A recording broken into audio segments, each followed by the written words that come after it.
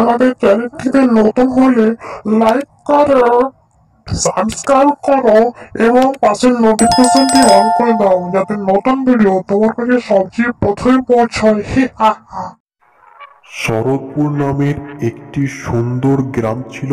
তার পশ্চিম দিকে একটি অশ্বত্থ গাছ ছিল। সেই গাছে দুই পেতনি বোনের বাস ছিল। এক পেতনি বোন ছিল প্রচন্ড অসৎ এবং তার বড় বোন ছিল প্রচন্ড ভালো মনের একটি পেতনি। কিন্তু তার বড় দিদি ছোট্ট বোনকে ভালো কথা শিখাতো। দেখ বোন, ভালো কাজ কর, তোকে বারবার বলছি মানুষের ক্ষতি করিস না, ভালো কাজ কর। কেন খারাপ কাজ করছিস? আমি তোকে কতবার বারণ করছি বোন। না বোন, আমি সবারই ক্ষতি করব, কেন ক্ষতি করব না? আমরা বেঁচে থাকতে আমাদের দুই বোনকে কেউ শান্তিতে বসবাস করতে দেয়নি। তার জন্য তুই এইভাবে সবারই ক্ষতি করে বেড়াবি কেন? আমরা না হয় মরে গেছি ওদের জন্য, কিন্তু কেন ক্ষতি করবি তুই ওদের? ছেড়ে দে ওদের, কিছু করিস না বলছি, আমি তোর বড় দিদি। ঠিক আছে, কিছু করব না, কিন্তু এই রাস্তা দিয়ে কেউ গেলে আমি তার মাছ চুরি করে নেব এবং খাবো। অবশেষে অসৎ পেতনি মানে পেতনির ছোট বোন এই সিদ্ধান্তটা নিল যে কেউ এই রাস্তাতে এলেই তার মাছ চুরি করে খেয়ে নেবে। তারপরে সেই রাস্তায় এক চাষি আসে কিছুদিন পর। ওই দেখ দিদি, কেউ আসছে।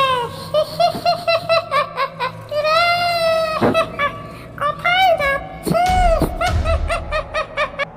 এই রাস্তা দিয়ে যাচ্ছিস আর আমার সাথে দেখা করবি না মানে? এটা কি করে হয় বল? মাছটা দিয়ে যা। মাছটা দে আমাকে তাড়াতাড়ি। দেখো পেতনি, আমাকে ছেড়ে দাও, আমি গরিব লোক, আমি খুব কষ্ট করে এই মাছটা কিনে নিয়ে এসেছি, আমাকে যেতে দাও।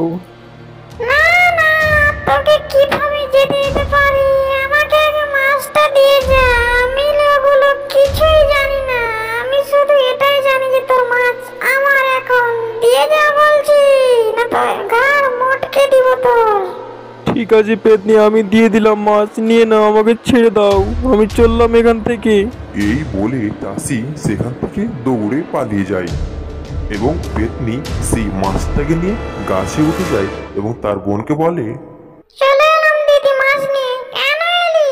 লোকটাকে বিনা কামে শুধু শুধু জ্বালাতন করলি কেন তুই? না, আমি দিদি নিয়ে আসবো। কেন নিয়ে আসবি বল? তারপরে আবারও সেই জঙ্গলে একটা লোক উপস্থিত হলো। ঠিকই আছে, আরেকটা লোক এলো দিদি। দেখো, এই দেখো, এদিকে তাকাও। এবার তোকে আমি ছাড়বো না, কিছুতে ছাড়বো না, আবার মাছ নেব। এই, কোথায় যাচ্ছিস রে? সে যেখানেই যা, আমাকে তোর মাছটা দিয়ে যা। আমি মাছ দিতে পারবো না, আমি খাওয়ার জন্য নিয়ে এসেছি, আমার বাড়িতে আমার স্ত্রী খেতে চেয়েছে, আমি মোটেই দেবো না। বলছি না তো তোর ঘাড় মটকাবো। আচ্ছা আচ্ছা, আমাকে ছেড়ে দাও, আমি দিয়ে দিলাম, আমি পালাই। এইভাবে পেতনিকে সেই লোকটিও মাছটি দিয়ে সেখান থেকে পালিয়ে যায়। কি দিদি, দেখছিস তো আমাদের কত সহজে খাবার জোগাড় হয়ে যাচ্ছে। সব লোকেদের ভয় দেখিয়ে মাছ নিয়ে নিচ্ছি তাদের থেকে। পেতনির বোনের এই কথাটি শুনে পেতনির দিদি ওর বোনকে এই কথাগুলো বোঝাতে লাগলো যে সেই কাজগুলো সে খারাপ কাজ করছে, কিন্তু পেতনির বোন কিছুই বুঝতে চাইলো না। আবারও রাস্তার লোকগুলোকে ধরতে লাগলো মাছ খাওয়ার জন্য। তারপরে সে রাস্তা দিয়ে গ্রামের সেট এলো এবং গাছের কাছে হঠাৎ কিসের একটা শব্দ পেল। বলছি মাছ দে না তো তোর ঘাড় মটকে দিব। দে। দিচ্ছি, এ নাও, আমি পালাই এখান থেকে, আমি আর থাকবো না, আমি ভয়। আগের সব লোকেদের মতো এই লোকটিও পেতনিদের কাছে মাছ দিয়ে সেখান থেকে নিজের জান বাঁচিয়ে পালিয়ে যায়। আজকেও খাবো। এই রাস্তাতে পেতনিদের উৎপাত, তারা মাছ নিয়ে গ্রামের লোকেদের ভয় দেখিয়ে নিয়ে নেয় এই ব্যাপারটা পুরো গ্রামে ছড়িয়ে পড়ল এবং এই ব্যাপারটার জন্য পুরো গ্রামে আতঙ্কের সৃষ্টি হলো এবং পুরো গ্রাম তারা একে অপরের কথাবার্তা করে অবশেষে একটা সিদ্ধান্তে এলো। তারা ভাবলো যে সেই রাস্তায় আজ এর পর কেউই যাবে না, তার জন্য তারা সেই রাস্তায় যাওয়া আসা বন্ধ করলো। শুনেছো গো, ওই রাস্তায় ভূতেদের উৎপাত, ওখানে যেও না। ভয়ঙ্কর কাণ্ড কারকিত, সেই বাগানে ভূতের পেতনির উৎপাত বেড়ে গেছে। কি যে করা যায়? স্ত্রী না, যাওয়া যাবে না। হ্যাঁ হ্যাঁ, শুনেছি ওখানে অনেক ভূতের উৎপাত, পেতনির উৎপাত, সবাই মাছ নিয়ে খেয়ে নেয়। ওখানে যেতে হবে না, কাউকে যেতে হবে না, কেউ যাও না। গ্রামের লোক তো আলোচনা করে এই সিদ্ধান্তে এসেছিল যে সেই রাস্তায় কেউ যাবে না, তার জন্য সেই রাস্তায় আর কেউই আসে না। তার জন্য পেতনিরা বলতে লাগলো যে এই ব্যাপার রে ছোট ভাই, এই রাস্তায় আর কেউ কেন আসে না? তুই তো আর মাছ খেতে পাস না রে, ব্যাপারটা কি? হয়তো দিদি এই রাস্তায় লোকগুলো আর আসে না, ভয় খেয়ে গেছে, তার জন্য আর আসবে না বোধহয়। ওরা একে অপরে আলোচনা করে নিয়েছে। তাহলে এখন কি করবি? অন্য জায়গায় চলো দিদি। সেই জায়গায় কোনো মানুষ না আসাতে তাদের জায়গা পরিবর্তন করতে হলো এবং অন্য জায়গায় চলে যেতে হলো। এই জায়গাটা প্রায় ভালোই দিদি, তাই না? খুব সুন্দর। হ্যাঁ, সুন্দর তো দেখতে পাচ্ছি। এখন গ্রামের লোক আসবে কি দেখা যাক। অবশ্যই আসবে দিদি, অবশ্যই আসবে। তারপরে আর কি, সেই রাস্তা দিয়ে এক সাহসী মহিলা এলো। সেই মহিলাটা ছিল প্রচণ্ড সাহসী, তার কোনো কিছু দেখেই সে ভয় পায় না।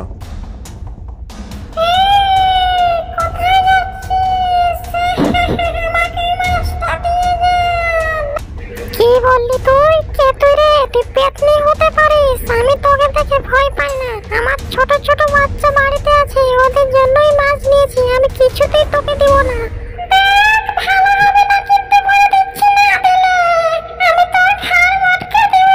তুই কি আমাকে দেখে ভয় পাস না? গ্রামে আমার কথা কি তুই শুনিস নি? সে তুই যাই কর, আমি তোকে দেখে ভয় পাই না, বুঝলি? এই কথাটি মহিলাটি বলে সেখান থেকে চলে যায় এবং পেতনিও নিজের জায়গায় মানে গাছে উঠে যায়। পেতনিও কিছু বলতে পারে না, কেননা তাকে দেখে মহিলাটা বিন্দু মাত্র ভয় করে না। দিদি, এটা কি হলো? আমাকে দেখে তো মোটেই ভয় করলো না মহিলাটা। আমি এখন কি করব? আমার প্রতি ভয় উঠে যাবে এখন গ্রামের লোকের। কি করা যায়? দেখি সবাই ভয় পাবে, এটা কোনো কথা হলো? আমি তোকে বলিনি এরকম লোকেদের ভয় পাওয়াস না? তোকে কতবার বারণ করেছি।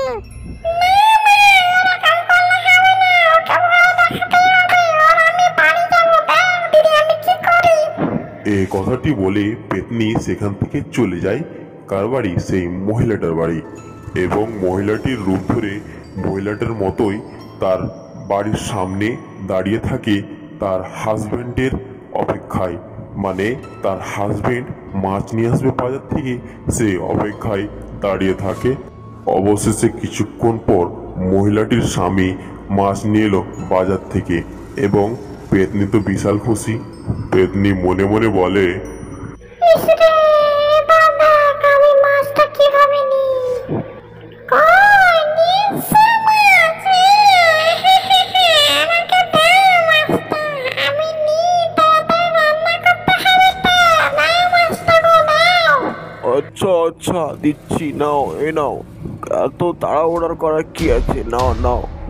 তারপরে আর কি মাছটি তাকে দিয়ে দিল এবং সে শুধু মাছটি নিল আর বাজারের বাকি সবজিগুলো ব্যাগ সমেত ফেলে দিল। এই, তুমি ব্যাগটা ফেললে কেন? মাছটা শুধু নিয়ে ব্যাগটা কেন ফেললে? ওই সবজিগুলো পরে রান্না করব, মাছটা তো পচে যাবে, তার জন্য মাছটা আগে রান্না করে নিয়ে যাই।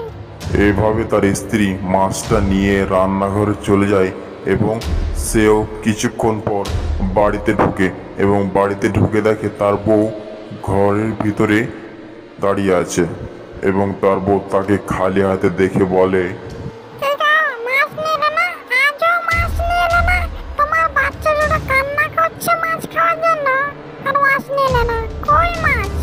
আরে মাছ তো নিয়ে এলাম, তোমাকে তো দিলাম বাইরে, তুমি তো রান্নাঘরে ঢুকলে রান্না করার জন্য, আবার এখন বলছো যে মাছ কই? মিথ্যা কথা বলার জায়গা পাচ্ছ না? বলো যে মাছ নিয়ে আসেনি, ঠিক আছে, কিন্তু আমাকে কখন দিলে বলো? মিথ্যা কথা বলছো কেন? আরে বিশ্বাস না হলে আমার সাথে বাইরে চলো, তুমি কিভাবে ব্যাগটা বাইরে ফেলে রেখেছো আর শুধু মাছটা নিয়ে এসছো রান্না করে, চলো আমার সাথে বাইরে। এইভাবে তাকে বাইরে নিয়ে গেল সেই ব্যাগটা দেখানোর জন্য যে সে কিভাবে ফেলে রেখেছে। এই দেখো তুমি ব্যাগটা ফেলে রেখেছো, আমি বললাম না যে তুমি ব্যাগটা ফেলে রেখেছো? ব্যাগটা শুধু ফেলে রেখেছো আর মাছটা তুমি রান্না করে নিয়ে গেলে রান্না করতে। কিন্তু আমি তো বাইরেই আসিনি, তো কিভাবে তোমার কাছে মাছ নিব আর কিভাবে বা আমি এই ব্যাগটা ফেলবো? আমি কিছু বুঝতে পারছি না। তুমি তো মিথ্যা কথা বলছো, আমার মনে হচ্ছে তুমি মিথ্যা কথা বলছো না তো? না গো না, মিথ্যা কথা বলছি না, বলছি তো। যাই হোক, কি আর তোমাকে বলবো, এর পরের দিন আবার মাছ নিয়ে আসবে। এদিকে তারা মাছ খুঁজে পাচ্ছে না, আর এদিকে পেতনি নিয়ে গেল মাছটা তার দিদির কাছে, মানে তাদের বাসস্থানে, যেখানে তারা বাস করে। তুই আবার কোথা থেকে মাছ নিয়ে চলে এলি, হ্যাঁ? আর কোথা থেকে দিদি? ওই মহিলাটার বাড়ি গিয়েছিলাম মাছ চুরি করার জন্য। ওর স্বামী ওদের জন্য মাছ নিয়ে এসেছে, তারপরে আমি ওর রূপ ধরে মাছটা নিয়ে পালিয়ে এলাম। এবার নাও খাও, আমি প্রত্যেকদিন এইভাবেই ওদের বাড়ি যাব মাছ চুরি করতে। তারপরে আর কি সেই মাছটা দু বোন খুব মজার সাথে খেয়ে আবার গেল সেই মহিলাটার বাড়ি মাছ চুরি করতে। আবার ওই একই অবস্থা, তার স্বামী তাদের বাড়িতে আবার মাছ নিয়ে এলো, আবার সে তার স্ত্রীর রূপ ধরে দাঁড়িয়ে থাকলো এবং সেই মাছটাকে সে নিয়ে নিল রান্না করার নাম করে। কিন্তু একদিন তার আসল স্ত্রী এই ঘটনাগুলো বাড়ির পিছন দিক থেকে সব দেখে নেয় যে তারই অন্য একজন রূপ ধরে মাছগুলো নিয়ে নিচ্ছে এবং পালিয়ে যাচ্ছে। তারপরে আর কি, তারপরে যেদিন মাছ নিয়ে এলো, তারপরে তারা স্বামী স্ত্রী মিলে একটা বুদ্ধি বার করলো। তারা বুঝতে পারলো যে সেটি আসলে পেতনি। তখন তারা একটা অনেক বড় দেখে মাছ নিয়ে এলো পেতনি আসার আগে, এবং মাছটাতে লঙ্কা গুঁড়ি মিক্স করে দিল, যাতে সেই পেতনিটা খেলেই তার মুখটা জ্বালা করে এবং সে কষ্ট পায়। তার জন্য সেই মাছটাতে লঙ্কা গুঁড়িও মিশিয়ে দিল। তারপরে লঙ্কা গুঁড়ি মিক্স করে তার স্বামীকে সেই মাছটি দিয়ে দিল বাজার থেকে নিয়ে আসার ভান করার জন্য। সে মাছটা সেখান থেকে নিয়ে চলে গেল এবং এমনভাবে ভান করবে যে সে যেন বাজার থেকে এই মাত্র আসছে, তার জন্য সে সেখান থেকে মাছটা নিয়ে চলে গেল। তুমি মাছটা নিয়ে যাও আর এমন ভান করবে যেন তুমি বাজার থেকে এইমাত্র আসছো। তারপরে আর কি পেতনি আবার আসে এবং তার স্ত্রীর রূপ ধরে নেয়, কেননা সে আবার মাছ নিয়ে যাবে এবং দু বোন মিলে খাবে, তার জন্য সে আবার চলে যায়।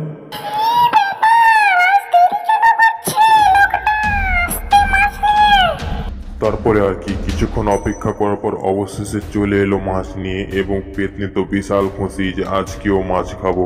নাও নাও বোন, আজকেও মাছ নিয়ে এসছি, নাও খাও মাছ, নাও আজকে তোমার জন্য নিয়ে এসছি খুব মাছ। মাছ প্রত্যেকদিন করো না, নাও কত মাছ খাবো, নাও আজকে মাছ। কিন্তু আজকে যে এত দেরি হলো বাজার থেকে আসতে। আরে অনেক বড় মাছ খুঁজতেছি, অনেক দেরি হয়ে গেল, আচ্ছা ক্ষমা চাইছি এটার জন্য। নাও যাও এবার রান্না করো, যাও। এটা বলেই তার স্বামী বাড়ির ভিতরে চলে যায়, আর এই সুযোগে সেখান থেকে পেতনি পালায় মাছ নিয়ে।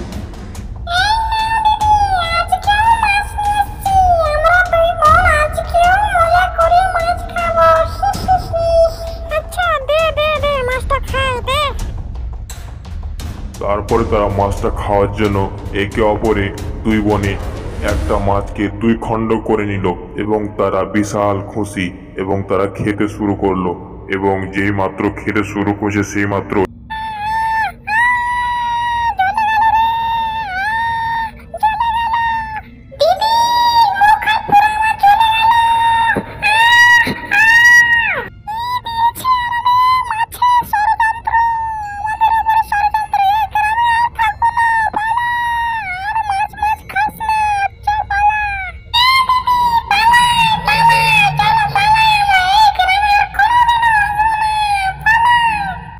তারপরে আর কি স্বামী স্ত্রীতে যে বুদ্ধি বার করে মাছের ভিতরে লঙ্কা গুঁড়ো মিশিয়ে মাছটাকে এমনভাবে ঝাল করেছে যে পেতনিটা তো খেয়ে পুরো অবস্থা খারাপ। তার জন্যই পেতনিরা এই গ্রামে আর কোনোদিনও আসবে না, তাদের মাছ খাওয়া ঘুচে গেল, আর এই গ্রামের দিকে তারা কোনোদিনও তাকাবে না ঘুরেও।